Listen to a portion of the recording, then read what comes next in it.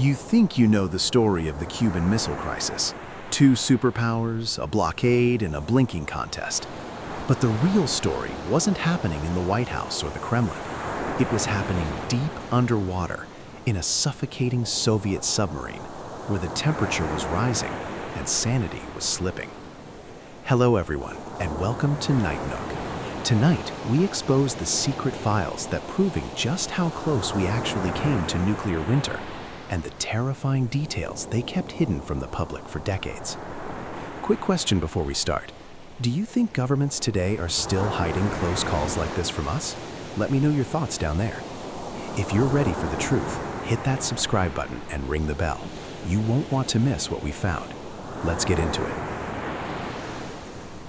October 14th, 1962. Imagine you are floating 72,000 feet above the Earth. You are so high up that the sky above you is not blue, it is black. You can see the curvature of the planet. You are Major Richard Heiser. You are alone in a cramped metal tube called a Lockheed U-2 spy plane. Below you lies the island of Cuba. To the tourists, it is an island of rum, sugar, and revolution. But to you, it is a puzzle. Your mission is simple. Do not get shot down, and take the pictures. Heiser toggles the switch. The Hicon B camera in the belly of the plane begins to eat film. It captures the jungle, the roads, the soccer fields. Heiser doesn't know it yet, but he is taking the most dangerous photographs in human history. He is capturing the end of the world on celluloid. He turns north. He lands in Florida. The film is rushed into a canister, then onto a plane, then to Washington, D.C. Washington, D.C., the National Photographic Interpretation Center, a room without windows. The analysts are bent over light tables.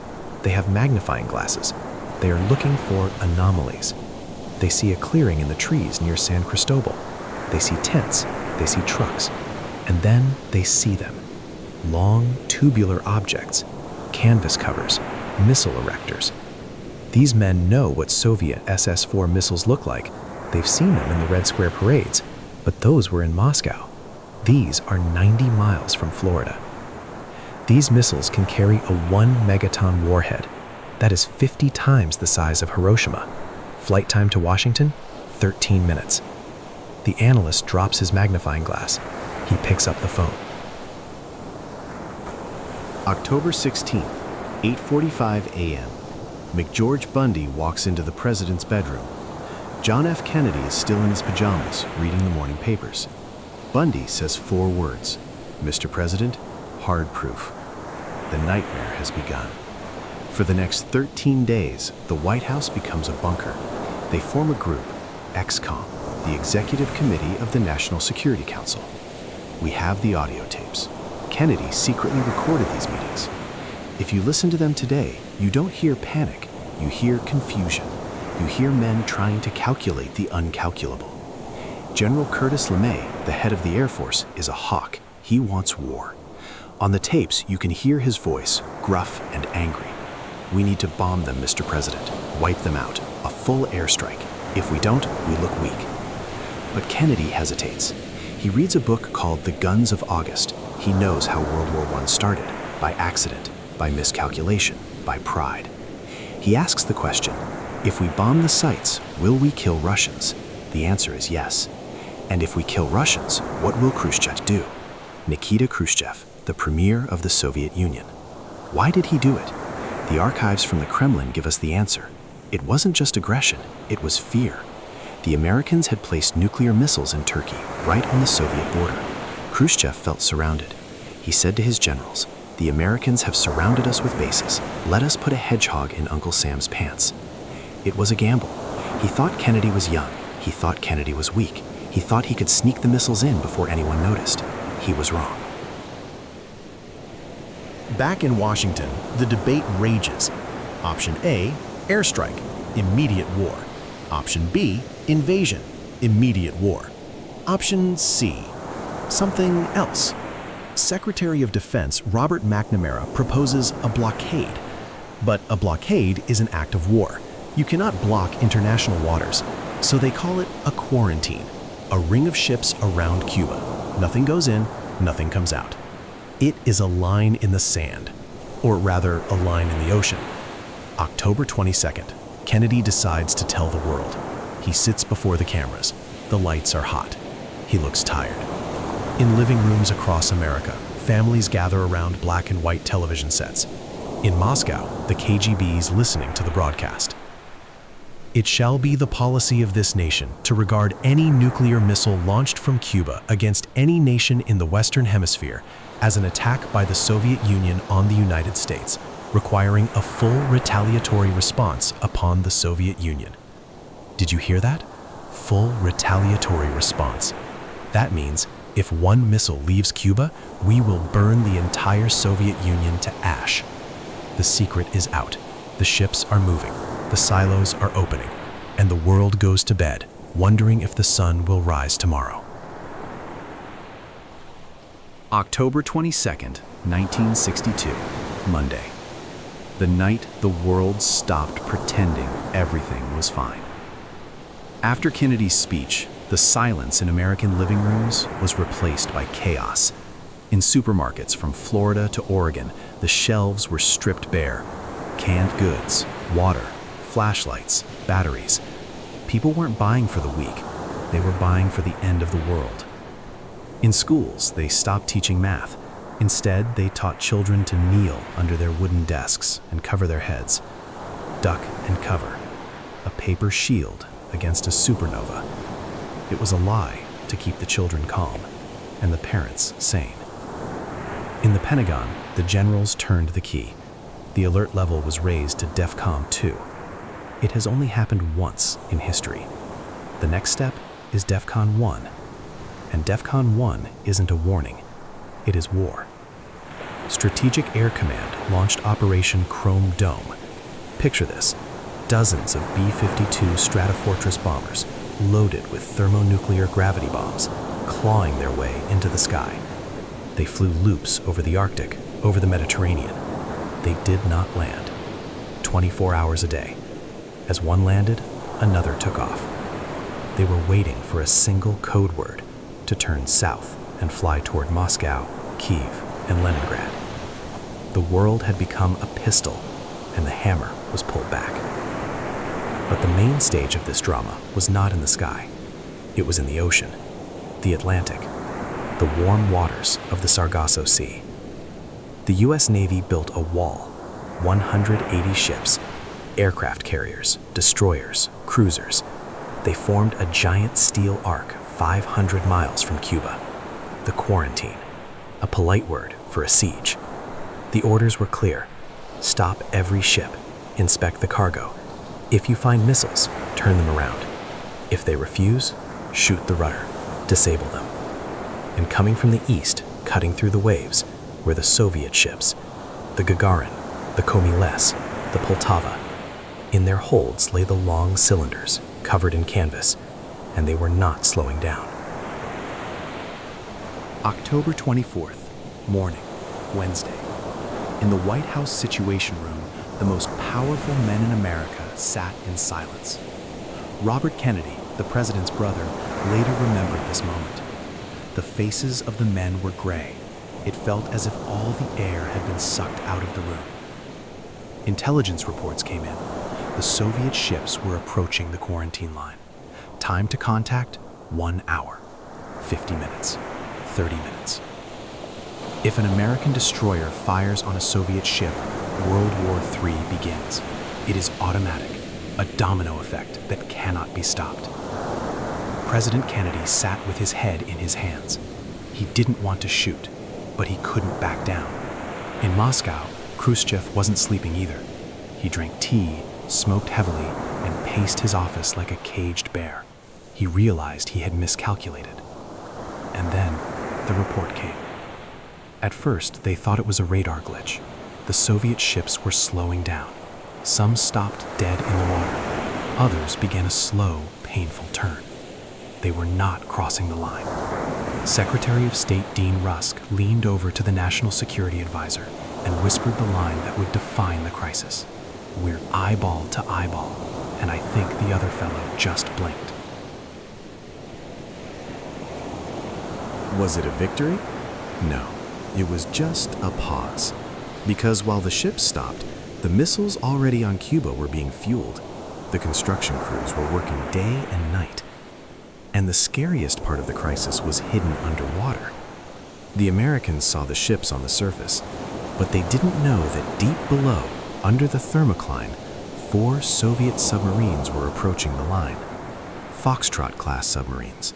On one of them, the B-59, the air conditioning had failed. The temperature inside was 50 degrees Celsius, 122 Fahrenheit. The crew was fainting. Captain Valentin Savitsky was on the edge of a nervous breakdown, and in his safe, he had a sealed packet.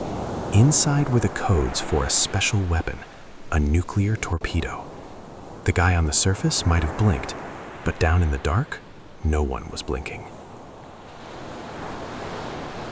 Saturday, October 27th. They call it Black Saturday. Historians agree this was the day the world should have ended. While the politicians in Washington and Moscow were sending telegrams, the timeline of events had slipped out of their hands. The men with the guns were starting to make their own decisions. Let's go beneath the surface, deep in the Sargasso Sea. The Soviet submarine B-59 has been underwater for 4 weeks. It is a diesel-electric sub designed for the cold Arctic. But here, in the tropical waters, the cooling systems have failed. The temperature inside is 50 degrees Celsius, over 120 Fahrenheit. The air is foul. The carbon dioxide scrubbers are struggling. Sailors are fainting at their posts. The walls are sweating condensation. It smells of diesel, sweat, and fear. Above them, the U.S. Navy has found them. The destroyer USS Beale is tracking the sub. The Americans want to force the submarine to surface. They don't want to destroy it, they just want to identify it. So they start dropping signaling depth charges. These are the size of hand grenades.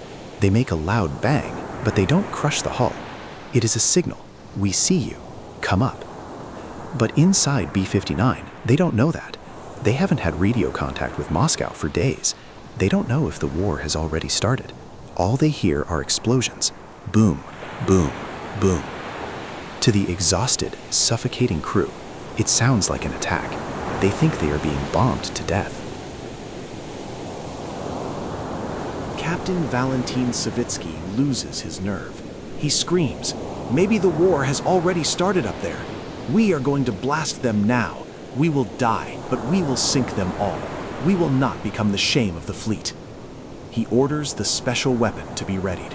Torpedo tube number 1. It is not a conventional torpedo. It is a 10-kiloton nuclear warhead, roughly the size of the bomb dropped on Hiroshima.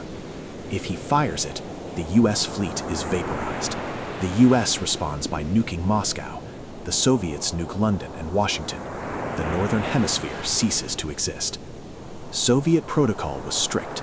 To launch a nuclear weapon without a direct order from the Kremlin, the captain needed 2 other officers to agree and turn their keys. One was the political officer, Ivan Maslenikov. He looked at the sweating, screaming captain, and he said yes.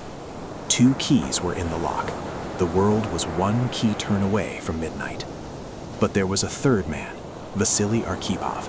He was the commodore of the fleet. He just happened to be on this specific submarine. Because of his rank, he had veto power. We don't know exactly what was said in that hot, stinking control room, but we know that Arkhipov stood his ground. He was calm. He was a veteran. He had survived a reactor meltdown on a previous submarine, K-19. He was not afraid of death, and he was not afraid of his captain. He told Savitsky, "No, these are signaling charges. They are telling us to surface. If they wanted to kill us, we would be dead already." They argued. The fate of billions of lives rested on a conversation between 2 exhausted men in the dark. Eventually, the captain lowered his key. Arkhipov won. B-59 surfaced. They were met by U.S. destroyers, spotlights, and helicopters, but no one fired. The Americans offered them bread and cigarettes. The submarine turned around and went home. Vasily Arkhipov is the reason you are alive to listen to this story tonight. But while the ocean was spared, the sky was burning. The same morning, October 27th, over Cuba. A U-2 spy plane, piloted by Major Rudolf Anderson, enters Cuban airspace. On the ground, a Soviet commander sees the blip on his radar. He cannot reach his superiors. The phone lines are down. He makes a decision. Fire. An SA-2 missile tears through the sky. It hits Major Anderson's plane at 70,000 feet. Shrapnel pierces his flight suit. He dies instantly. The wreckage spirals down into the jungle.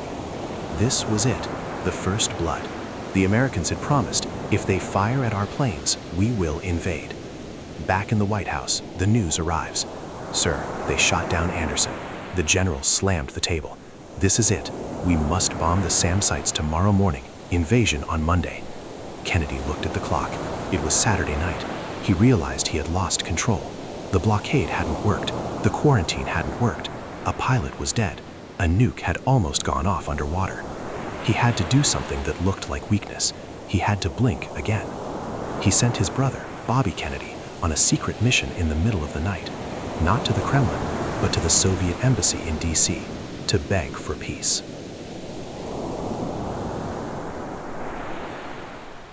Saturday night, October 27th, the 13th day.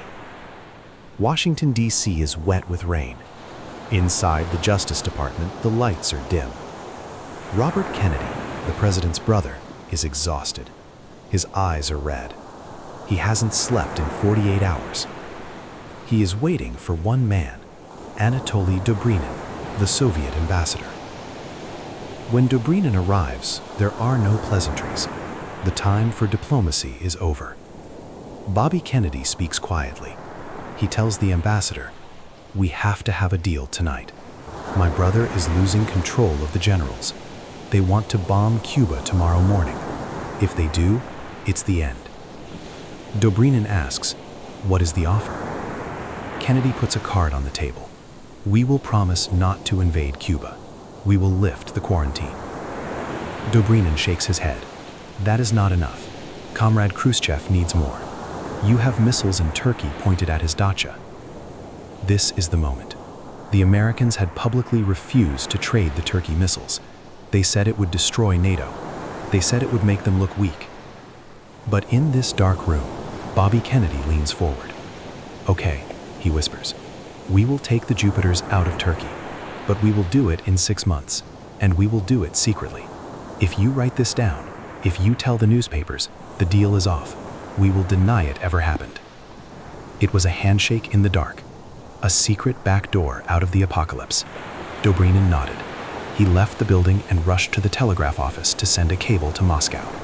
Now, the world had to wait. Sunday morning, October 28th. The sun rose over Washington. It rose over the Kremlin. The American generals were prepping the airstrikes. The pilots were in the cockpits, completing their checklists. Khrushchev had received the message. He accepted the deal. But there was a problem. The official diplomatic cables took hours to encrypt, transmit, and decode. In the nuclear age, hours were an eternity. Khrushchev was terrified that the Americans would start bombing before they received his letter of peace. So he did something unprecedented. He turned to the radio. 9 a.m. Washington time. An announcer on Radio Moscow interrupts the broadcast. "Attention, attention. Message from Chairman Khrushchev to President Kennedy." He read the letter live on air. The whole world heard it at the same time as the president. In order to eliminate the conflict which endangers the cause of peace, the Soviet government has given a new order to dismantle the arms which you described as offensive and to create and return them to the Soviet Union. In the White House, the typo-ridden transcript was ripped from the machine. Kennedy read it. He smiled, not a smile of joy, but of survival. He turned to his aides and said, "Thank God for that." He immediately ordered the ships to stand down. The B-52s turned away from the Soviet border and flew home. The submarines surfaced. The sun was still shining. The birds were still singing. The world had not ended. The crisis was over, but the cost was high. Because of the secret deal, the world thought Khrushchev had blinked. They thought he was a coward who ran away. 2 years later, his own party removed him from power. He died a pensioner, sitting on a park bench, listening to the radio. John F. Kennedy was hailed as a genius, a hero of resolve. But he knew the truth. He knew how close it had been. He told his aides, "We were just lucky." 1 year later, he would be dead in Dallas. And what about the lesson? Did we learn? After the crisis, they installed the hotline, the red phone, a direct teletype link between the Kremlin and the Pentagon, so they wouldn't have to rely on Radio Moscow ever again. If you go to Cuba today, near San Cristobal, the jungle has taken back the missile sites. The concrete pads are cracked, the bunkers are full of bats. But the history books often forget the most important thing. It wasn't the brilliant strategy of the leaders that saved us. It was Vasily Arkhipov refusing to turn a key in a submarine. It was a Soviet radar operator deciding not to report a false alarm. It was a secret whisper in a dark room. We survived the Cuban Missile Crisis, not because we were smart, but because we were human. The files are closed, the missiles are gone, but the silos are still there, waiting for the next roll of the dice. Sleep well, and let's hope the phone doesn't ring in the night.